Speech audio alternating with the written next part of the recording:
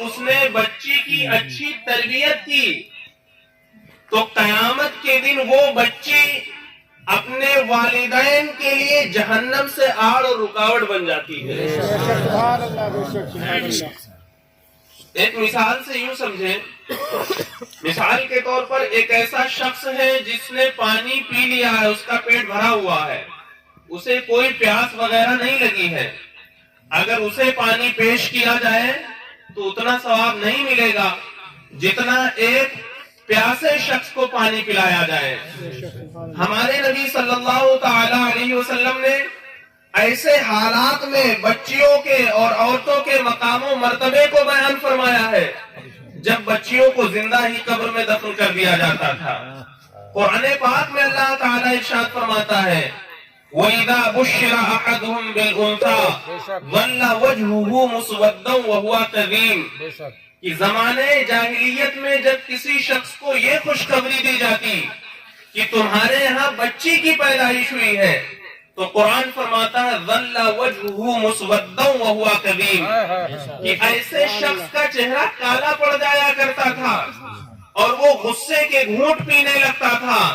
اور زندہ ہی اس بچی کو لے جا کر کے گڑھے میں دبا دیا کرتا تھا۔ ایسے موقع پر رسول اللہ علیہ السلام نے بچیوں کے اور عورتوں کے مقام و مرتبہ کو اتنا بلند فرمایا کہ آپ نے ارشاد فرمایا اے لوگوں تم بچیوں کو برا بھلا نہ کہو، بچیاں تو محبت کا سبب ہوا کرتی ہیں، بچیاں تو گھر کا سکون ہوا کرتی ہیں، بچیاں اپنے باپ کے لیے راحت ہوتی ہیں، ماں کے لیے دل کا سکون ہوتی ہیں۔ اور رسول اللہ علیہ السلام نے ارشاد فرمایا کہ جب بچی کی پیدائش ہوتی ہے تو گھر میں رحمتوں اور برکتوں کا نزول ہوتا ہے، پھر جب بچی پل کر کے بڑی ہوتی ہے تو ماں باپ کے لیے جہنم کے آڑ بننے کا سبب بنتی ہے۔ اسی طریقے سے جب بچی بالغ ہو جاتی ہے اور اس کی شادی کر دی جاتی ہے تو رسول اللہ علیہ السلام فرماتے ہیں کہ وہی عورت اپنے شوہر کے ایمان کی حفاظت کا ذریعہ بنتی ہے۔ پھر جب بچی ماں بنتی ہے تو رسول اللہ علیہ السلام ارشاد فرماتے ہیں الجنت تحت اقدام الامہات کہ جنت ماں کے قدموں کے تلے رکھ دی جاتی ہے۔ سبحان اللہ۔ ذرا آپ اندازہ لگائیں کہ زمانے جاہلیت میں کیا ماحول تھا، لوگوں کا کیا مزاج تھا۔ ایسے وقت میں رسول پاک صلی اللہ تعالی علیہ وسلم نے بچیوں کا مقام و مرتبہ بیان فرمایا۔ تو یہ محفل الحمدللہ اسی خوشی میں رکھی گئی ہے۔ اللہ کی بارگاہ میں میں بھی دعا گو ہوں کہ پروردگار عالم بچی کو ایمان عزت کی حفاظت کے ساتھ اللہ تعالیٰ طویل عمر بالخیر عطا فرمائے، آمین۔ آج میں تھوڑی دیر انشاءاللہ عز و جل امام اعظم ابو حنیفہ رحمۃ اللہ تعالی علیہ اور اعلیٰ حضرت کے متعلق بھی بیان کروں گا۔ اللہ تعالیٰ ارشاد فرماتا ہے، بلکہ حدیث پاک میں اللہ کے نبی صلی اللہ تعالی علیہ وسلم ارشاد فرماتے ہیں من یرید اللہ بہ خیرا یفقہہ فی الدین کہ پروردگار عالم جس کے ساتھ بھلائی کا ارادہ فرماتا ہے اسے دین کی سمجھداری عطا فرما دیا کرتا ہے۔ اور دین کی سمجھداری دیکھنا ہو تو امام اعظم ابو حنیفہ رحمۃ اللہ تعالی علیہ کو دیکھیں۔ اور آخری زمانے میں دین کی سمجھداری جس شخص کے اندر تھی دنیا اسے اعلیٰ حضرت امام احمد رضا خان رحمۃ اللہ تعالی علیہ کے نام سے جانتی ہے۔ لیکن غیر مقلدین کی ایک ایسی جماعت ہے جو کہتے ہیں کہ ہمیں فقہائے کرام سے مدد لینے کی ضرورت نہیں ہے، فقہا کی بات ہمیں سمجھنے کی ضرورت نہیں ہے، ہم خود ہی قرآن و حدیث سمجھتے ہیں۔ جبکہ رسول پاک صلی اللہ تعالی علیہ وسلم کے صحابہ میں بھی سارے لوگ فقیہ نہیں تھے، سارے لوگ مجتہد نہیں تھے، سارے لوگ قرآن و حدیث سے مسائل نہیں اخذ فرمایا کرتے تھے، بلکہ بتایا جاتا ہے کہ 1,00,000 صحابہ 1,00,000 سے بھی زائد تھے، لیکن جو فقیہ اور مجتہد صحابہ تھے صرف اور صرف 21 صحابہ تھے جو درجہ اجتہاد پر فائز ہو سکے۔ تو صحابہ کرام میں جو مقام و مرتبہ 21 صحابہ کا تھا وہی مقام و مرتبہ اجتہاد کے لحاظ سے امام اعظم ابو حنیفہ رحمۃ اللہ تعالی علیہ کا۔ آپ نے ایسے ایسے لا ینحل مسائل حل فرمائے کہ جن کا بظاہر کوئی حل نہیں نظر آتا تھا۔ ابھی میں آپ حضرات کے سامنے 2-3 مثالیں بھی پیش کرنے کی سعادت حاصل کروں گا، جس سے آپ اندازہ لگائیں گے کہ جب دنیا کا بڑا عالم جواب نہیں دے پاتا تھا تو ایسے مسائل کو امام اعظم چٹکیوں میں حل فرما دیا کرتے تھے۔ ایک مرتبہ ایک شخص امام اعظم رحمۃ اللہ تعالی علیہ کی بارگاہ میں آیا اور عرض کیا، حضور میری بیوی سیڑھی پر چڑھ کے چھت پر جا رہی تھی، سیڑھی پر چڑھتے چڑھتے وہ چھت پہ جا رہی تھی، میں غصے کے عالم میں تھا اور غصے کے حالت میں میں نے کہہ دیا کہ اے میری بیوی اگر تو چھت کے اوپر جائے تو بھی تجھے طلاق، اور چھت کے نیچے اگر اترے تو بھی تجھے طلاق۔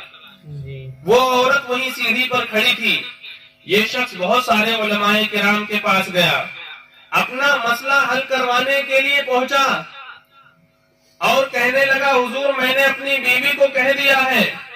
اگر چھت کے اوپر چڑھے تو بھی تجھے طلاق اور چھت سے نیچے اترے تو بھی طلاق، حضور کوئی راستہ نکالیں، میں اپنی بیوی کو طلاق نہیں دینا چاہتا ہوں۔ غصے کے حالت میں زبان سے یہ بات نکل گئی ہے۔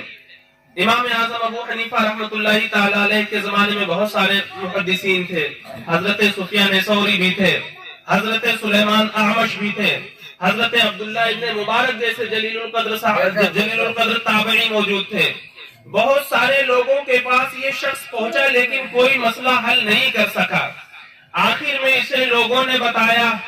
کہ کوفہ میں ایک نعمان بن ثابت نام کے ایک مجتہد رہتے ہیں، اگر کوئی شخص ان کے پاس پہنچے تو جو مسئلہ دنیا میں نہ حل ہو رہا ہو ابو حنیفہ اسے چٹکیوں میں حل کر دیا کرتے ہیں۔ تمہارا مسئلہ صرف اور صرف امام اعظم ابو حنیفہ ہی حل کر سکتے ہیں۔ وہ شخص امام اعظم رحمۃ اللہ تعالی علیہ کے پاس گیا اور عرض کیا، حضور میرا معاملہ یہ ہے کہ میری بیوی سیڑھی پر چڑھ کر کے چھت پہ جا رہی تھی، میں نے غصے کی حالت میں اسے طلاق کو معلق کر دیا ہے کہ اگر تو چھت پر چڑھے گی تو بھی تجھے طلاق، چھت سے نیچے اترے، زینے سے نیچے اترے تو بھی طلاق۔ حضور میں اپنی بیوی کو کسی طریقے سے نکاح میں رکھنا چاہتا ہوں، غصے کی حالت میں مجھ سے یہ باتیں سرزد ہو گئی ہیں، کوئی حل آپ ہی ارشاد فرمائیں۔ امام اعظم رحمۃ اللہ تعالی علیہ نے اس شخص کو جواب میں ارشاد فرمایا، اس میں تو کوئی بڑا مسئلہ نہیں ہے، بڑی آسانی سے طلاق سے بچا جا سکتا ہے۔ امام اعظم نے فرمایا اس سیڑھی کو اتار کر کے نیچے رکھ دیا جائے اور بیوی کو اٹھا کر کے سیڑھی سے الگ کر دیا جائے، نہ تو بیوی زینے سے اوپر جائے گی کہ اس کو طلاق واقع ہو، نہ تو سیڑھی سے نیچے آئے گی کہ اسے طلاق واقع ہو، تمہارا کام بھی بن جائے گا اور طلاق بھی واقع نہیں ہوگی۔ آپ ذرا اندازہ لگائیں کہ امام اعظم ابو حنیفہ کا کتنا بڑا مقام و مرتبہ تھا کہ جو مسائل کوئی نہیں حل کر پاتا تھا امام اعظم اسے چٹکیوں میں حل کر دیا کرتے تھے۔ بلکہ اگر آپ اور ہم امام اعظم ابو حنیفہ رحمۃ اللہ تعالی علیہ کی سوانح پڑھ کر کے دیکھیں گے تو ان کے پاس ایسے ایسے مسائل آتے تھے جو دنیاوی ہوا کرتے تھے، دینی نہیں، دنیاوی مسائل ہوا کرتے تھے، امام اعظم اسے بھی حل فرما دیا کرتے تھے۔ آپ یہ بتائیں کہ اگر کوئی شخص زمین میں کوئی چیز دفن کر دے پھر بھول جائے، مثال کے طور پر میری گاڑی کی چابی کہاں ہے، کوئی ایسا شخص ہے جو بتا سکتا ہے کہ کہاں تم نے دفن کیا ہے؟ نہیں بتا سکتا۔ امام اعظم ابو حنیفہ رحمۃ اللہ تعالی علیہ کے زمانے میں ایک شخص تھا، اس نے اپنا خزانہ زمین کے نیچے دفن کر دیا، اور جب ایک زمانہ بیت گیا، گزر گیا، تو وہ شخص بھول گیا کہ میں نے خزانہ کہاں پہ دفن کیا ہے۔ بہت سارے لوگوں سے اس نے پوچھا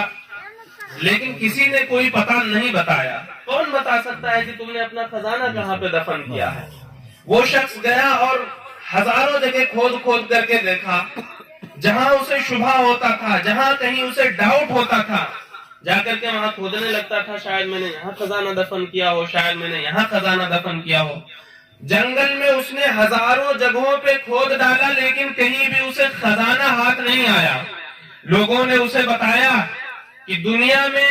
ایک ایسا شخص بھی موجود ہے جسے لوگ امام اعظم کہتے ہیں، یعنی سب سے بڑا امام کہتے ہیں، تم امام اعظم ابو حنیفہ رحمۃ اللہ تعالی علیہ کے پاس جاؤ، تمہارا پتہ کوئی نہیں بتا سکتا، امام اعظم ابو حنیفہ تمہارا پتہ بتا سکتے ہیں۔ وہ شخص امام اعظم رحمۃ اللہ تعالی علیہ کے پاس حاضر ہوا اور اس